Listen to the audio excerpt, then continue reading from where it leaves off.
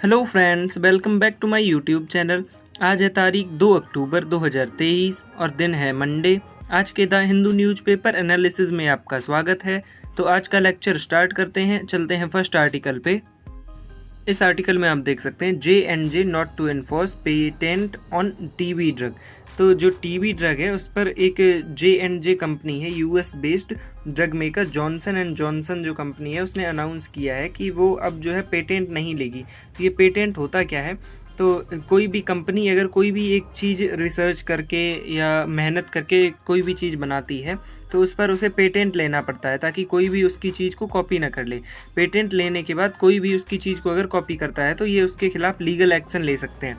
तो इन्होंने एक टीबी, जिसे ट्यूबरक्लोसिस बोलते हैं, टीबी हमें आजकल बहुत ही ज़्यादा जो है देखने को मिलती है।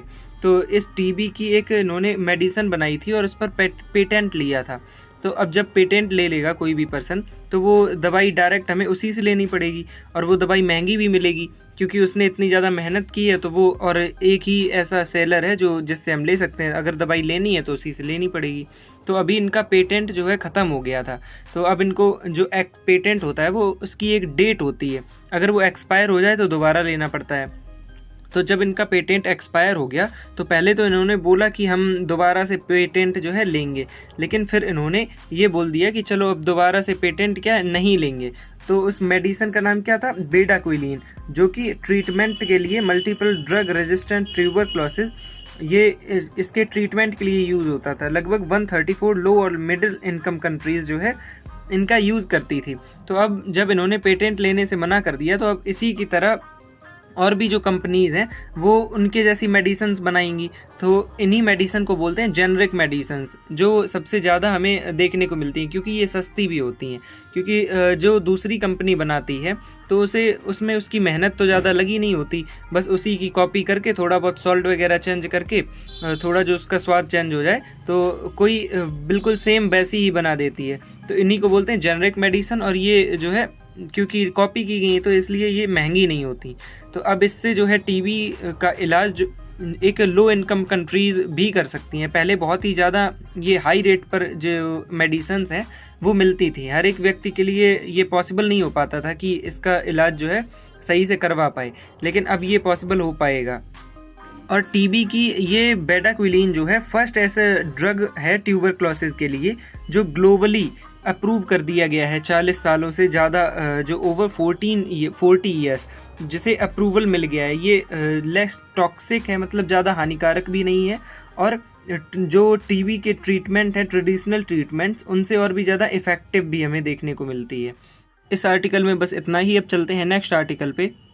ये एडिटोरियल पेज पर ये एक आर्टिकल दिया गया है, चेंज इन मालदीव्स। जो मालदीव में अभी इलेक्शंस हुए थे तो उनमें जो पहले प्रेसिडेंट थे इबू सोली वो अब हार चुके हैं और दूसरे जो प्रेसिडेंट वो बन चुके हैं। तो ये जब इनमें एक ये आर्टिकल इसलिए है कि जो नए प्रेसिडेंट बने हुए हैं ये जब पहले प्रेसिडेंट बने थे तो इनका झुकाव थोड़ा सा चीन यानी चाइना की तरफ ज़्यादा देखने को मिला था। तो यही एक थोड़ा सा चिंता का विषय है कि इनका झुकाव अब अगर उनकी चाइना की तरफ रहा तो थोड़ी से जो मालदीव के साथ हमारे रिलेशंस हैं वो अभी तक जो अच्छे चल रहे थे, मेंटेन बने हुए थे, वो अब ख़राब हो सकते हैं। क्योंकि चाइना की हम ऑलरेडी जानते हैं कि स्ट्रिंग ऑफ पर्ल्स वाली पॉलिसी की चाइना इंडिया को वैसे ही जो घेरने के लिए चारों तरफ अपने जो लैंडस्लाइड्स हैं, जैसे जो श्रीलंका का हम्बनतोता पोर्ट या और भी पाकिस्तान में अलग अलग जगह पर अपने सोर्सेज है या अलग अलग जगह पर अपना स्थायित्व बना रहा है। तो इसीलिए ये न्यूज़ में बना हुआ है कि इसमें थोड़ा सा कंसर्न की बात है कि अगर ये चाइना का साथ देते हैं। खैर अभी तो कोई भी अभी ऐसा नहीं हुआ है, अभी हाल ही में तो ये सेलेक्ट ही हुए हैं। तो अब देखो आगे क्या होता है। तो इस आर्टिकल में भी ज़्यादा कुछ खास है नहीं। चलते हैं नेक्स्ट आर्टिकल में। इस आर्टिकल में आप देख सकते हैं an ageing India needs age responsive TB care. जैसे जैसे हमारे इंडिया में जो एज है बुजुर्गों की संख्या बढ़ रही है वैसे वैसे टीबी की संख्या भी हमें देखने को मिलती है। क्योंकि जो टीबी एक ऐसी बीमारी है जो 55 से 60 तक के लोगों के बीच में ही ज़्यादातर हमें देखने को मिलती है। तो देख लेते हैं इसमें आर्टिकल में क्या है। 2011 में एक सर्वे से पता चला कि लगभग जो 60 साल के लोग हैं 2011 में उनकी संख्या 9% थी और जो 2030 तक बताया गया कि ये एक्सपेक्टेड है कि 60 साल से ऊपर जो लोग हैं उनकी संख्या लगभग 12.5% हो जाएगी। तो कल जो है 1 अक्टूबर था और 1 अक्टूबर को international day of older persons ये सेलिब्रेट किया जाता है। इसीलिए ओल्ड पर्सन्स के बारे में यहाँ पर थोड़ा सा ज़्यादा आर्टिकल बोला गया कि हमें इन एल्डरली पॉपुलेशन जो एल्डर होती चली जा रही है, जिनकी एज बढ़ रही है, तो उनकी जो नीड्स हैं उन पर बहुत ही ज़्यादा हमें अटेंशन देना होगा, उन पर और भी ज़्यादा ध्यान देना होगा।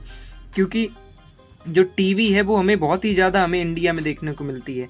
बोला जा रहा है कि हर साल जो 25 लाख इंडियंस हैं वो इस टीवी से इफ़ेक्ट होते हैं, और जो 1000 लोग हैं, हर प्रतिदिन 1000 लोग कम से कम जिनकी डेथ होती है। जो इंडियन नेशनल टीवी प्रेवलेंस सर्वे 2021 में ये आई थी, इन्होंने बताया कि जो 55 से एज के ऊपर हैं उनकी जब लगभग 588 लोग 1 लाख में से, पर 1 लाख पॉपुलेशन में से 588 लोग ऐसे होते हैं जो इस टीवी की वजह से जिनकी डेथ हो जाती है। तो इसमें बोला गया कि हमें जल्दी ही ऐसी कोई प्रोग्राम या ऐसा कोई इनिशिएटिव लेना होगा जिससे कि इसके जो टीवी है उस डिसीज़ को हम थोड़ा सा टैकल कर सकें, उसे कम कर सकें। अब ये बॉडी को इम्पैक्ट कैसे करता है वो हम देख लेते हैं। जब एक ओल्डर पर्सन के साथ इंटरव्यू किया तो उसमें ये रिवील हुआ कि जो टीबी केयर की जर्नी है इसमें वो एवरी स्टेप पर, हर एक स्टेप पर चैलेंजेस फेस करता है। और जो टीबी की सिम्टम्स हैं, कफ, फैटिग, वेट लॉस होना, ये सब जो है काफ़ी बार लोग समझ लेते हैं कि ये टीबी के डिसीज़ नहीं है, ये जो कोई भी ये साइन है कि कोई भी पर्सन ओल्ड एज में जा रहा है, बूढ़ा हो रहा है, तो ये उसके साइन समझकर ये उसे थोड़ा सा अनदेखा कर देता है। तो इसीलिए इसके जो टीबी के डायग्नोस करने के जो रिस्क हैं उनमें और भी ज़्यादा डिले हो जाता है, देर हो जाती है, और ये रिस्क और भी ज़्यादा बढ़ जाते हैं। टीबी के जैसे ही लक्षण दिखना स्टार्ट हो तभी हमें इनका इलाज करवा लेना चाहिए। अब क्या होता है कि कोई भी एक ओल्डर पर्सन है तो वो सबसे ज़्यादा इस वजह से और टीबी की चपेट में आ जाता है कि उसके जो जीने की इच्छा है, विल टू लिव, वो लोअर होती जा रही हो, कम होती जा रही हो, या फिर कोई भी पुअर आउटकम्स इंक्लूडिंग डेथ, या फिर उनके आसपास किसी की डेथ हो जाती है तो इससे भी वो थोड़े अकेले रहने लगते हैं। तो अकेले रहने से उनकी माइंड में जो और भी ज़्यादा असर पड़ता है, मेंटल इलनेस आ जाती है। इसके लिए उन्हें फैमिली के इमोशनल सपोर्ट की बहुत ही ज़्यादा ज़रूरत है कि उनका सपोर्ट करें, ये नहीं उन्हें अकेला छोड़ दें। सबसे ज़्यादा वो रूरल एरियाज़ में या हिली एरियाज़ में स्ट्रगल फेस करते हैं हेल्थ फैसिलिटी को लेकर, कि उन्हें खुद ऐसे जगहों पर बार बार उन्हें जाना पड़ता है हेल्थ को लेकर, जहाँ पर उनके जो इलाज वहाँ करवाना है तो उन्हें ऐसी हिली एरियाज से होकर भी गुजरना पड़ता है। और जो ओल्डर पर्सन है वो एडिक्वेट सीटिंग को लेकर भी चैलेंजेस फेस करते हैं कि उन्हें बैठने के लिए भी पर्याप्त जगह नहीं है। साथ ही साथ वो जो एडिक्वेट या क्वालिटी न्यूट्रिशन है, पर्याप्त पोषण वाला खाना, वो भी नहीं उन्हें देखने को मिल पाता, जो कि बहुत ही ज़्यादा उनकी रिकवरी में क्रिटिकल जो चीज़ है वो बन के निकल के आती है। जो 60 साल से ऊपर के लोग हैं वो ज़्यादा देर तक या ज़्यादा वर्क तो कर नहीं पाते हैं, तो वो डिपेंड होते हैं अपनी सेविंग्स पर या फिर अपनी जो फैमिलीज़ हैं उन पर पूरी तरह डिपेंडेंट होते हैं। फिर क्या होता है कि यहाँ पर हमें कुछ जो है सोशल वेलफेयर स्कीम्स चलानी चाहिए ऐसे एल्डरली लोगों के लिए, ताकि वो अपने फैमिली पर या अपने जो परिवार है उस पर डिपेंडेंट ना रहें। टीबी के साथ साथ एक डायबिटीज़ भी प्रॉब्लम बनी हुई है। हमारे इंडिया में सबसे ज़्यादा, बहुत ज़्यादा लोगों को डायबिटीज़ या शुगर जैसी समस्याएं देखने को मिलती हैं। तो अगर किसी को भी टीबी है तो पहले हमें जो डायबिटीज़ है उसको भी पता लगाना चाहिए कि डायबिटीज़ तो नहीं है। क्योंकि कल एक आर्टिकल आया था, वो मैंने कवर नहीं कर पाया था टाइम की वजह से, तो उस आर्टिकल को भी मैं आज ही ऐसे समझा देता हूँ आपको। उसमें बोला गया था कि जो टीबी की प्रॉब्लम है उनमें सबसे ज़्यादा लोगों को, ऐसे बहुत ज़्यादा लोग निकले जिनमें कि डायबिटीज़ की प्रॉब्लम्स भी हमें देखने को मिली। तो लेकिन पहले लोग टीबी का इलाज करवाने लग जाते हैं, डायबिटीज़ लोगों को पता ही नहीं चलता कि डायबिटीज़ भी है, हमें उसका चेकअप ही नहीं करवाते हैं। लेकिन हमें ये बहुत ज़्यादा ज़रूरी है कि अगर किसी को भी टीबी की प्रॉब्लम है तो उसे जो डायबिटीज़ है वो सबसे पहले चेक करवानी चाहिए। क्योंकि अगर डायबिटीज़ सही नहीं होगी तो टीबी को सही होने के चांसेस बहुत ही ज़्यादा कम हैं। तो इसीलिए हमें सबसे पहले डायबिटीज़ पर ज़्यादा फोकस करना होगा, क्योंकि सबसे ज़्यादा हमें डायबिटीज़ देखने को मिलती है। आई होप ये आर्टिकल आपको अच्छे से समझ में आया होगा। अब चलते हैं नेक्स्ट आर्टिकल पे। इस आर्टिकल में आप देख सकते हैं have house hold savings reduced.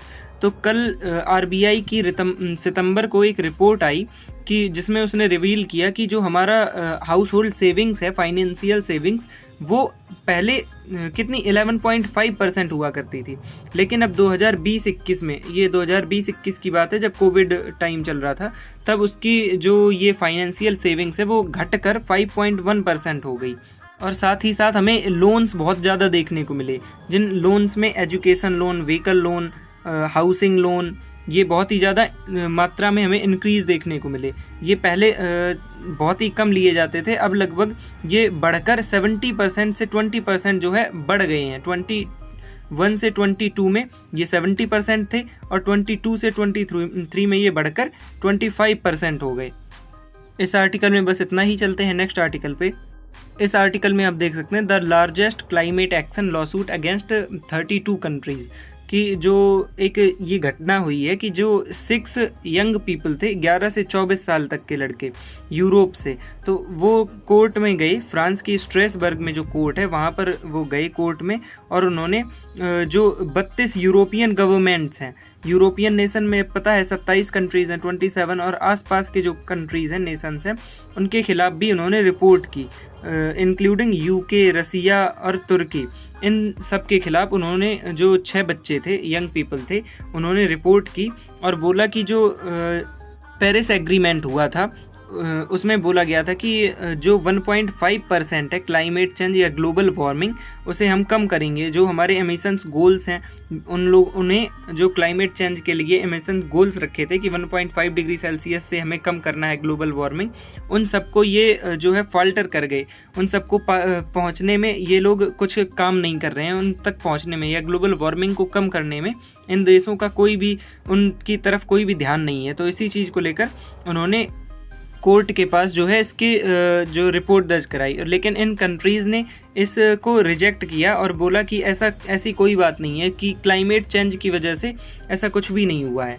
तो अब देखते हैं आगे, फिर इसके आगे क्या होता है। जब भी कोई भी रिपोर्ट आएगी या कोई भी आर्टिकल आएगा तो इसके बारे में देखेंगे।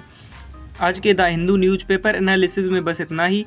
अगर आपको वीडियो अच्छी लगी हो तो लाइक करना, चैनल को सब्सक्राइब करना। Thank you so much. मिलते हैं नेक्स्ट लेक्चर में।